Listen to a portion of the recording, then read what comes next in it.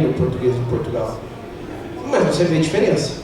Você vê que aquilo, pô, não está na minha língua. Eu entendo que está sendo dito, obviamente, porque é português, mas não é o meu português. Entendeu? E, às vezes, a gente faz a adaptação. Então, por exemplo, o desenvolvedor já fez o jogo, já contatou um localizador que localizou para o português de Portugal, e essa mesma pessoa depois entra em contato com um localizador no Brasil e fala: olha, eu já tenho o jogo localizado para português de Portugal. Você pode adaptar as variantes linguísticas? Você pode dar uma cara brasileira para o meu texto? E é isso que a gente faz. A gente dá uma cara brasileira para um texto português, por exemplo. Aqui, por exemplo, a gente tem um exemplo de tudo que está marcado, por exemplo, foram termos do texto-fonte que receberam terminologia específica, que foi sempre usada depois. Então, Eye of Elements sempre vai ser o olho dos elementos, Starion sempre vai ser pedra estelar, Speedruns vai ser sempre galhantes, etc. Então você faz isso para padronizar, para que o jogador, por exemplo, não veja o mesmo personagem chamado de um jeito no começo do jogo, no meio do jogo de uma maneira diferente, e no final do jogo ele tem um terceiro nome. Então ele sempre preserva a uniformidade textual do jogo.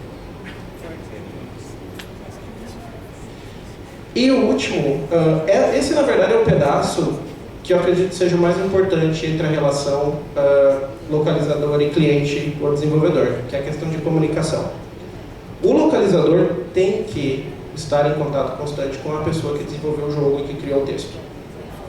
Nessa comunicação, o que a gente sempre preza é pela clareza, pela objetividade, pela cordialidade, que é muito importante, e pela colaboração. Nem sempre esses 4 elementos estão presentes, às vezes nenhum desses elementos estão presentes. Porque o desenvolvedor ele entende de desenvolver, o localizador entende de localizar, e muitas vezes, como a Sheila mencionou, um fala uma língua, o outro fala outra, e ninguém se entende. Então é importante que a colaboração entre a pessoa que desenvolve e a pessoa que localiza seja fluida e agradável. Isso são exemplos reais do que aconteceu comigo em comunicação com clientes. Então, no primeiro exemplo, bom, tá pequenininho, acho que eu vou ler para vocês, porque eu não sei, todo mundo consegue ler aquilo ali ou não consegue? Não consegue, né? Está muito pequeno. O texto em inglês, ele está assim: Have you seen the Mason Boy?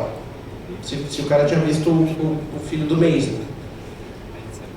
Na hora de localizar, esse personagem ainda não tinha aparecido no jogo. Eu já tinha uma noção que, pô, ele é o filho do Mason, eu já tinha visto esse personagem antes no texto que eu estava localizando.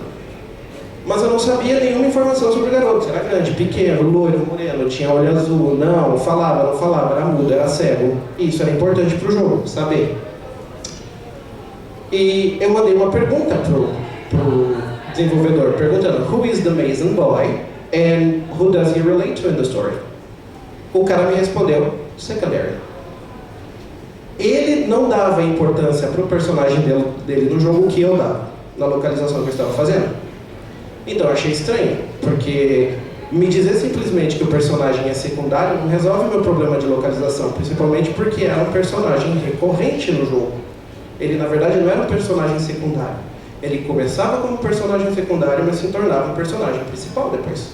Então era importante saber todas as informações sobre ele o quanto antes para poder dar cabo da localização do jogo.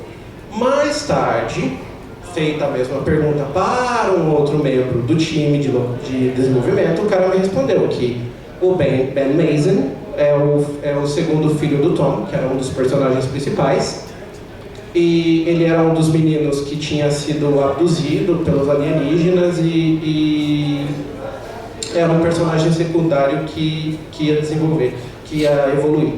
Isso é de um jogo chamado Planetary Warfare. Acho que tem ainda o seriado, que é o Planetary Warfare, e esse é um jogo baseado no seriado.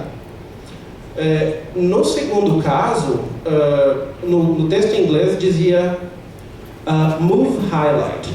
E aí eu pergunto como essa frase estava isolada no texto, não tinha contexto, não tinha referência.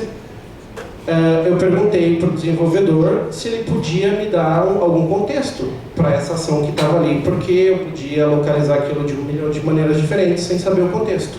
Podia imaginar várias coisas. O que o cara me respondeu primeiro, um dos caras me respondeu primeiro, é que era algo gráfico e não era relevante para a tradução. O que na verdade era, porque era um dos comandos mais importantes do jogo, era aquilo. Então era de extrema relevância. Da segunda vez que foi pedido, novamente, com carinho, com esforço, blá blá blá blá, a pessoa me respondeu que era uma referência gráfica sobre destacar um espaço no campo de batalha para que a unidade pudesse se mover até lá. Era um comando principal, você não moveria o seu tanque sem fazer isso. E o jogo era uma guerra de tanques. É o comando principal, mover o seu tanque na zona de batalha. Para o desenvolvedor, esse string do texto não era importante. Para mim é. Porque se isso não está localizado direito, o cara não sabe o que fazer com o tanque e não vai conseguir jogar o jogo. No último caso, o texto existia um termo que é bushwhacker. E eu já tinha pesquisado, tinha visto várias definições para bushwhacker. E eu não sabia qual delas seria a que o cara estava pensando quando ele colocou esse texto no jogo. E eu perguntei para ele se ele podia me dizer se aquilo poderia ser traduzido livremente, de acordo com o entendimento que eu tinha do texto. Ele me respondeu com 4 pontos de interrogação. Ou ele não entendeu a minha pergunta, ou aquilo para ele, a pergunta para ele, tipo, era irrelevante. Eu podia fazer o que eu quisesse. Só que entre fazer o que eu quero e dar errado, e fazer o que deve ser feito com a orientação dele, obviamente a gente tem que fazer a segunda opção, para que fique dentro do que está sendo desenvolvido. A segunda pessoa que me respondeu me disse que era um termo que podia ser livremente traduzido, porque não era uma parte oficial da licença do jogo, então poderia ser qualquer nome, porque não era um nome licenciado, uma palavra licenciada, e que eu podia ficar livre para usar a criatividade que eu quisesse. Esses são exemplos que não deveriam acontecer na comunicação entre localizador e cliente, porque isso só dificulta a localização e só torna o processo mais longo. Então é por isso que os objetivos de clareza, objetividade, cordialidade, colaboração no diálogo são muito importantes. Porque eu, como localizador, não sei o que passa na cabeça do desenvolvedor, e o desenvolvedor também não sabe o que se passa na minha cabeça.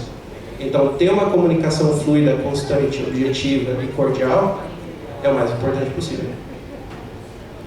E chegamos ao fim. Esse é meu nome, Rafael Pescarolo de Carvalho, sou tradutor e localizador, jogos, marketing, turismo e literatura. Aqui são alguns jogos que eu já localizei, que eu dou de exemplo. Os exemplos que estão citados durante os slides são de alguns desses jogos que estão aqui, como o Falling Skies, Planetary Warfare, Ghostbusters, Puzzle Fight, Spirit Lords, que é um que agora está bombando também, The Room, que é um jogo muito legal. Alguém tem alguma pergunta? Não? Beleza então, gente. Obrigado pela atenção e bom dia para vocês.